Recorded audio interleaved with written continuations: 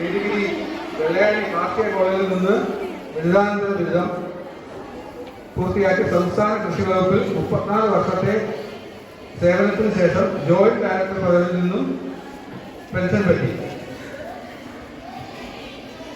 ജീവിതധർമ്മം മാനവ സേവയാണെന്ന് ഉറപ്പിച്ച് കാരുണ്യ പ്രവർത്തനങ്ങൾ സജീവമായി HRD പരിശീലകയും കൺസൾട്ടന്റുമാണ്. വിവിധ സാമൂഹ്യ സംഘടനകളിൽ ബോധവൽക്കരണ ക്ലാസുകൾ നൽകി വരുന്നു.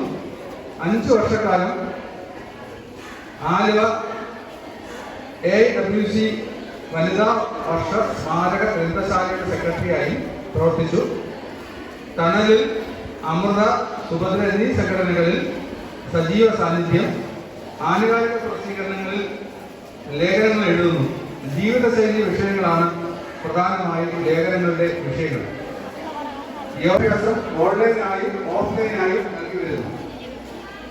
ഔദ്യോഗികവും വ്യക്തിപരമായ അനുഭവങ്ങൾ, സൗഹൃദങ്ങൾ, നന്മ നിറഞ്ഞ കർഷക കൂട്ടായ്മകൾ, സാമൂഹ്യ പ്രവർത്തനങ്ങളിലൂടെ ലഭിച്ച വനിതാ കൂട്ടായ്മകൾ, ജീവിതാനുഭവങ്ങളുടെ നേർക്കാഴ്ചകൾ ഇവ ലേഖികയുടെ രചനകൾക്ക് ജീവചൈതന്യം പാലിക്കുന്നു. ആരോഗ്യത്തിന് ആവശ്യമായ യോഗ, വ്യായാമങ്ങൾ, ഭക്ഷണ രുചിഭേദങ്ങൾ, കാലികവും സാമൂഹികവുമായ ജീവിത പ്രശ്നങ്ങൾ, മാനസിക വ്യാപാരങ്ങൾ, വ്യവഹാരങ്ങൾ ഇവയിലൂടെ കായികമായി, മനഃശാസ്ത്രപരമായി, ശാന്തമായി ആനന്ദം നൽകുന്ന ആത്മീയ യാത്രയിലൂടെയുള്ള ലേഖികയുടെ കൃതികൾ പ്രശംസാർഹമാണ്. ഇതിനകം 15 പുസ്തകങ്ങൾ പ്രസിദ്ധീകരിച്ചു കഴിഞ്ഞു. അമ്മുവിന്റെ രുചിഭേദങ്ങൾ, യോഗയും സ്ത്രീകളും, വിഷാദത്തിൽ നിന്ന് വിവേകത്തിലേക്ക്, കാശ്മീർ സഞ്ചാരികളുടെ പർദീസ, ധ്യാനത്തിലൂടെ സൗഖ്യം, കുട്ടികളുടെ യോഗ തുടങ്ങിയവ അതിൽ ചിലത് മാത്രം. മനോഹരമായ ജീവിതത്തിലെ സ്വാനുഭവങ്ങളുടെ ആദർശപൂർണമായ ആശയങ്ങൾ പുറത്തിറക്കി കവിതയുടെ താല്പര്യത്തിലൂടെ മനുഷ്യർ മുന്നേറുന്ന കവയത്രിയാണ് മാഡം. അങ്ങനെയുള്ള ഇനിയുണ്ട് ഒരുപാട്. വായിച്ചാൽ കുറെ സമയം എടുക്കും. അപ്പോൾ ഈ വയസ്സിനകത്ത്, ഈ പ്രായത്തിനകത്ത് നിങ്ങളൊന്ന് ആലോചിച്ച് നോക്കിയേ.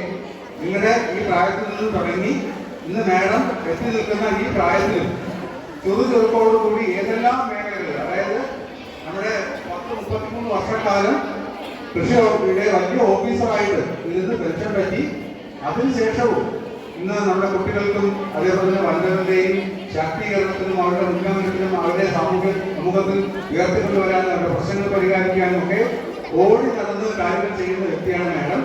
അങ്ങനെ ഒരു മാഡമാണ് ഇവിടെ എത്തിച്ചേർന്നിട്ടുള്ളത്. നമ്മുടെ ഈ കാര്യക്രമം ആരംഭിക്കാം. ഈ കാര്യക്രമത്തിന് സ്വാഗതം ആശംസിക്കാൻ വേണ്ടിയിട്ട് നമ്മുടെ പ്രധാന അധ്യാപിക ആദരവോടെ ക്ഷണിച്ചു. നമസ്കാരം. തീർച്ചയായിട്ടും ഇന്ന് നമ്മുടെ സ്കൂളിൻ്റെ ഒരു നല്ല ദിനം തന്നെയാണ്.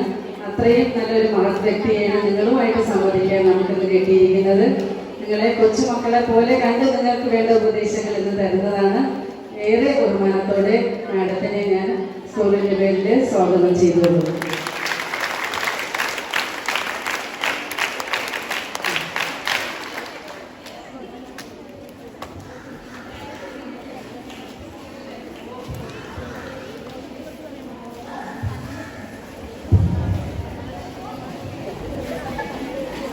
അനുഗ്രഹിക്കപ്പെട്ട നിമിഷത്തിലായിരിക്കും കേട്ടോ. പറയാതെ വയ്യ. കാര്യം ഇത് ഇന്നലെ വൈകുന്നേരമാണ് വീട് കിട്ടി. അപ്പൊ എല്ലാവർക്കും ഒരു വലിയ നമസ്കാരവും എൻ്റെ ഈ സെഷനിലേക്ക് സ്വാഗതം സുസ്വാഗതം ചെയ്തുകൊണ്ടങ്ങ് തുടങ്ങാം. സമയം വിലപ്പെട്ടതല്ലേ? വളരെ വിലപ്പെട്ട സമയം. എനിക്ക് കൊച്ചുമക്കളെ കണ്ടപ്പോൾ ഒരു 2 പേര് പാടാൻ തോന്നുന്നു. പച്ചക്കറിക്കായ തട്ടിൽ ഒരു മുത്തശ്ശി പൊട്ടറ്റും ചെല്ലി കുമ്മാരി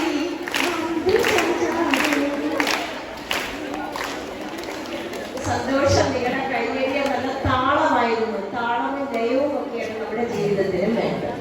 എനിക്ക് എൻ്റെ പേരക്കുട്ടികളെ ഓർത്തുപോയി. ഇത് ഗേൾസ് ഹൈസ്കൂളാണ്. എനിക്ക് ലക്ഷ്മി കുട്ടികളില്ല, എല്ലാം ഉണ്ണിക്കുട്ടന്മാരാണ് കേട്ടോ. 4 ഉണ്ണിക്കുട്ടന്മാരുടെ മുത്തശ്ശിയാണ് നിൽക്കുന്നത്. പക്ഷെ എനിക്ക് ഈ ലോകത്തിലുള്ള എല്ലാ പെൺകുഞ്ഞുങ്ങളും പേരക്കുട്ടികളുടെ സ്ഥാനത്തുണ്ട് കേട്ടോ. അപ്പൊ അങ്ങനെ പറഞ്ഞുകൊണ്ട് നമുക്ക് ഇന്നലത്തെ ദിവസത്തിന്റെ ഒരു പ്രത്യേകത എന്തായിരുന്നു? അതെ, ലഹരി വിരുദ്ധ ദിനം മാത്രമല്ല, ലോക ലഹരി വിരുദ്ധ ദിനം. അപ്പൊ ഈ ലോകം ആഗോളത്തിലും അത് കേൾക്കുന്നുണ്ടോ? ഇടയ്ക്കിടയ്ക്ക് ചിരിക്കണോ? എന്നാൽ 2 പേരും കൂടെ പാടണോ? കേട്ടോ.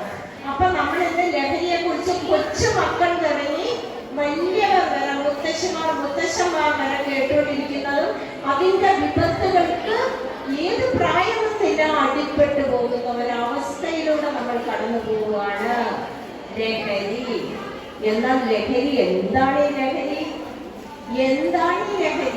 ലഹരി തരംഗമാണ്. ഒട്ടുവെച്ച് ലഹരി തരംഗമാണ്. തരംഗത്തിനെ ഒന്ന് വിശേഷിപ്പിച്ചാൽ അവിടെ ചിരിക്കുന്നവരുടെ ചെവി ഞാൻ ഓടി വന്ന് പിടിക്കും. ആർക്ക് ചെവി കൊണ്ടാക്കണോ ഞാൻ റെഡി, എന്നെ കേട്ടിരിക്കൂ കുറച്ച് സമയം. അപ്പൊ ഈ തരംഗം എന്ന് പറയുന്നത് ഒഴുക്കാണ്. നമുക്കറിയാം ലഹരി ഒഴുകുന്നത് അല്ലേ? ലഹരി ഒഴുകാറില്ലേ? എന്താ ഒഴുകുന്നത്? ലായനി ലഹരികൾ പണ്ട് എന്റെ കുഞ്ഞിനാണ്, നിങ്ങളുടെയൊക്കെ കാലത്ത് അതിങ്ങനെ ഒഴുകിക്കൊണ്ടിരുന്നു. കുറെ കഴിഞ്ഞപ്പോ ആ ഒഴുക്കിൽ നിന്ന് ജീവൻ വെച്ചിട്ട് അതിങ്ങനെ മൂർഖനെ പോലെ നിൽക്കാൻ തുടങ്ങി. നമ്മൾ നല്ല പേരിട്ട് വിളിക്കൂലേ? അവൻ പാമ്പായി കിടക്കുന്നു. ഇപ്പൊ നമ്മൾ പറയുന്നുണ്ട് അവള് പാമ്പായി കിടക്കുന്നു. അപ്പൊ നമുക്ക് പാമ്പ് വേണ്ട, ആ ഒഴുക്കിൽ അത് അങ്ങനെ പോകുന്നു. എന്നാൽ ഈ ലഹരിയെ നമുക്ക് രണ്ടായി തിരിക്കാൻ. നന്മ ലഹരി എന്ന് പറയാം. നമ്മുടെ ജീവിതമാകട്ടെ നമ്മുടെ ലഹരി.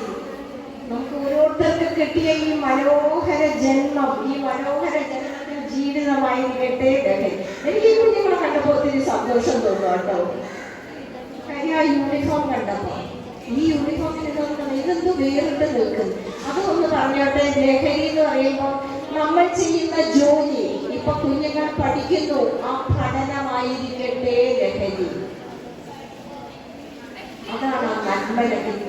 പഠനത്തിനിടയ്ക്ക് കളികളും കാര്യങ്ങളും ഒക്കെയുണ്ട്. നല്ല കളികളുമുണ്ട്, മോശ കളികളുമുണ്ട്. എന്തൊക്കെയാണ്? ഗെയിമിൽ കൂടി കടത്തി കൊണ്ടുപോയിട്ട് ഈ ഗെയിമിനിടയിൽ ജീവൻ ഒടുക്കേണ്ടി വരുന്ന സാഹചര്യം വരുന്നത് തിന്മ ലഹരി അല്ലേ? പൈസ കൊടുക്കാനില്ല, ഗെയിമിന് പൈസ അവസാനം ഇടേണ്ടി വരും. എനിക്ക് കൂടുതലൊന്നും അറിയില്ല, എന്നാലും അറിയുന്ന പറയുവാണ്. അമ്മയോട് പൈസ ചോദിക്കും, അമ്മയോടൊപ്പം പറയുമ്പോൾ ഇപ്പൊ തരാൻ പറ്റില്ല, ഇപ്പൊ ഇല്ല. അത് എന്ത് ചെയ്തു? വെച്ച് അങ്ങ് തൂങ്ങിക്കളഞ്ഞു അല്ലേ? പക്ഷെ അതൊക്കെ നമ്മൾ പത്രത്തിൽ കൂടെ, ഈ പത്രവും നമ്മൾ വായിക്കുക, ഫോണിൽ കൂടി അഴുക്ക് കാണാതിരിക്കുക, നല്ലത് കാണുക. നന്മ ലഹരിയാണ്. നമ്മൾ കേൾക്കുന്നു, കാണുന്നു, ലഹരിക്ക് വേണ്ടി കുത്തി മണർത്തുന്നു. ആര്? മാതാപിതാക്കളെ. അതിൽ നിന്നെല്ലാം വിട്ട് ആ തിന്മ ലഹരി എന്റെ കണ്ണിന് നേർക്ക് വന്നാൽ തന്നെ എനിക്കൊന്ന് മാറി നടക്കാനുള്ള ശക്തി കിട്ടണേ. അതാണ് പാഠശാല. മനസ്സ് തുറക്കുക. തുറന്നില്ലെങ്കിൽ സമ്മർദ്ദ ലഹരി. മനസ്സ് തുറക്കാത്തവർക്ക് പ്രായമേറിയാണ് സമ്മർദ്ദം വരും. ഇത് തുറക്കാനുള്ള മേഖല എവിടെ പോയി തുറക്കണം?